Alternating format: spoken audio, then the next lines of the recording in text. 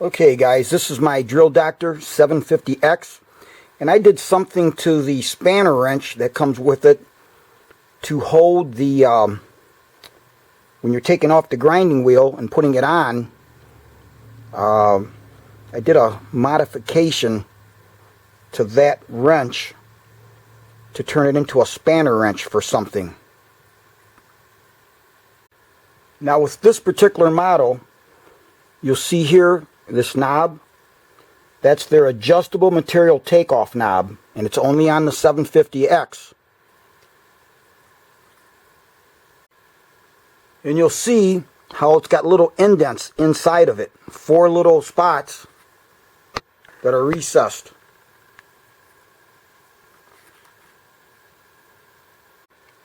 So now the purpose of that material takeoff knob is that in this particular model it has a feature that you can adjust the stop of where the drill bit, when you register it to get it set, when the drill bit comes in here like this stop that you see right there, that shiny part, the drill bit will come in and hit here. You can move that back and forth to take more or less material off.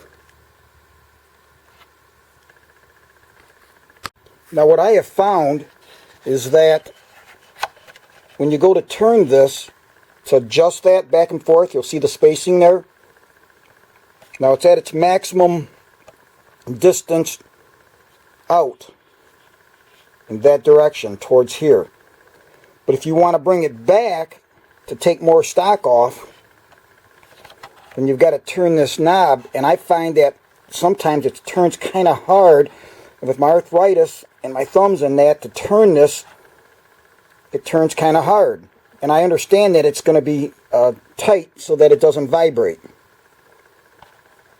So I came up with something to help alleviate that.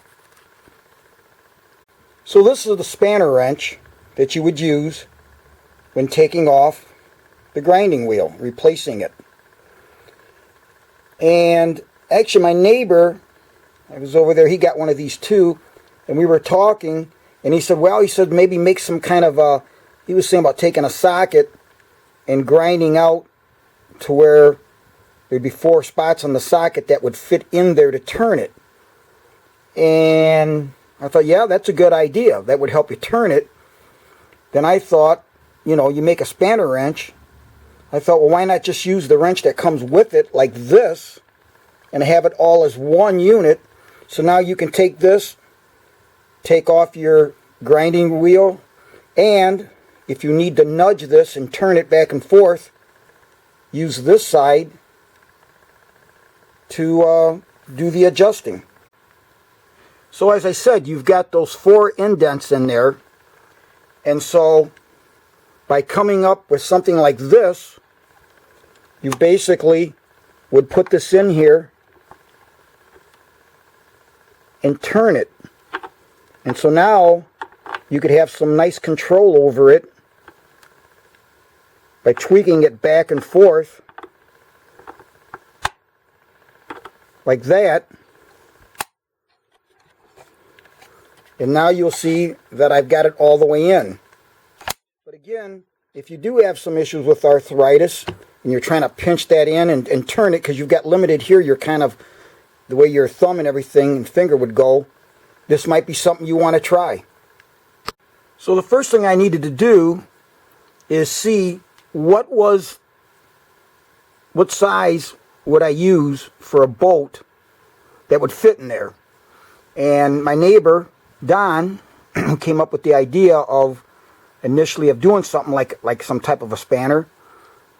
He had some metrics, so 3 millimeters was the size that I chose because that's the one that fit in there really good. The next thing you need is, well, what are you going to use as far as the spacing in between there? And without guessing, so I just used my calipers.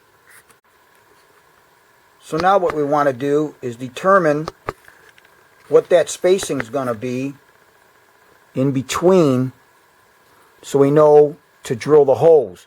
So what we're going to do is we're going to take the outside calipers